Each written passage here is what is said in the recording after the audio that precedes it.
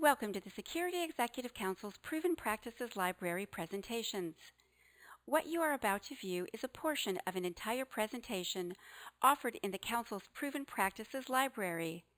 After viewing, we invite you to purchase this presentation and other titles at a discounted rate at www.SecurityInfoWatch.com/SIW.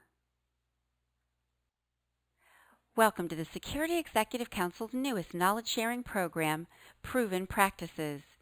This presentation is one in a series that was developed by security and risk professionals who are accomplished, current, and well-informed in their specific area of expertise. The following presentation will provide you with solutions related to your particular security issues, as well as actionable security and risk management solutions.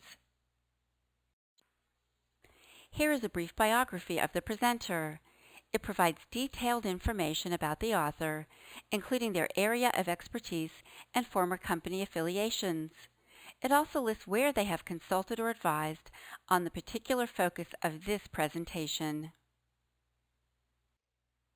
Here is a comprehensive summary of the presentation, addressing issues specific to your needs, target audience, and detailed action takeaways.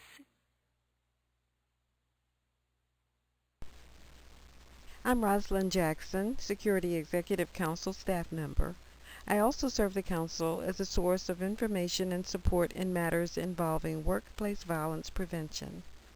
As manager of the Workplace Violence Prevention Program at a Fortune 100 company, I developed and delivered employee awareness materials on identifying and reporting potential workplace violence, managed workplace violence cases, and developed and published a workplace violence prevention website for the company's intranet. The purpose of this program is to provide a toolbox that you can use to help develop a good baseline workplace violence prevention program. In the first segment, we'll talk about program elements and developing a good program. Then we'll talk about what workplace violence is, who commits it, the supervisor and manager roles, and most importantly, what are the signs that someone is losing control and how to keep yourself safe.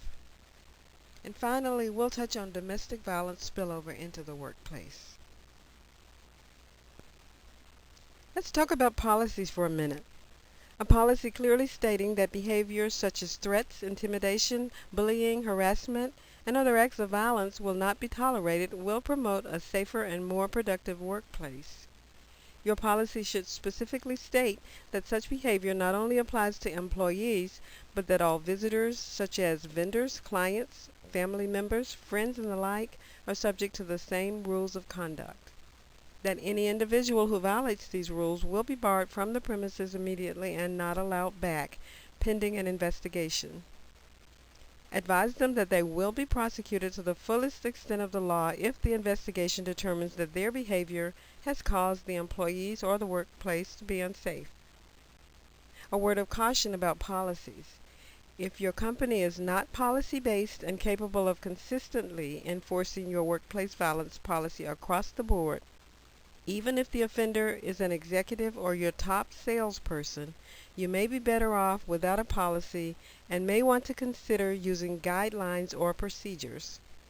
Having a policy that you don't enforce consistently is worse than having no policy at all. And I highly recommend that you have your policy signed off by the head of your company, such as the chairman, if he or she is active, or the CEO. Well, truth is, the inappropriate behavior described earlier, including horseplay and others, which we'll talk about in the next segment, can easily lead to violence in the workplace. But first, let's talk for a minute about how workplace violence can impact your bottom line. These are just some of the negative ways. All of these are ways that workplace violence can impact your business. The dollar sign being squashed is there for a reason. Workplace violence research estimates that the cost to American business is well into the double-digit billions of dollars each year.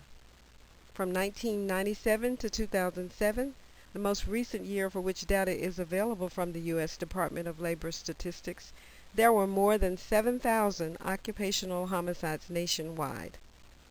While most involved robberies, more than 1,000 involved work associates. Think about negative publicity and image for a minute. Ever hear the term going postal? Let's just outline some key points on taking a proactive approach to preventing workplace violence in the first place. We talked about the policy.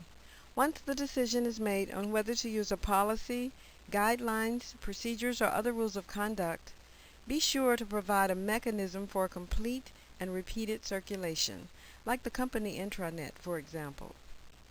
Establish a process for training all employees and management about what the warning signs are and how to intervene and manage these types of issues. You'll need to plan and seek out professional resources, including internal such as corporate security, legal, HR, and employee assistance if you have one, as well as external such as mental health professionals, local law enforcement, and protective personnel services. Typically, corporate security can be very helpful in facilitating alliances with the latter two. Investigate every issue in a timely manner and don't put off taking action. And be consistent. Domestic violence spillover is quite prevalent in the workplace. Be alert and prepared for these types of issues and include it in your training program. We'll talk a little bit more about domestic violence later. Very important. Encourage and ensure that everyone knows the importance of behaving respectfully towards each other. And finally, follow up. Don't assume that because an issue was resolved that it will stay that way. It may not. Typically, corporate security is the primary record keeper of potential workplace violence incidents. A system that tracks all of the facts involved in the incident, including catalysts and classifications, actions taken, and results and other historical information, will provide a mechanism for producing reports for trend analysis and presentation to management.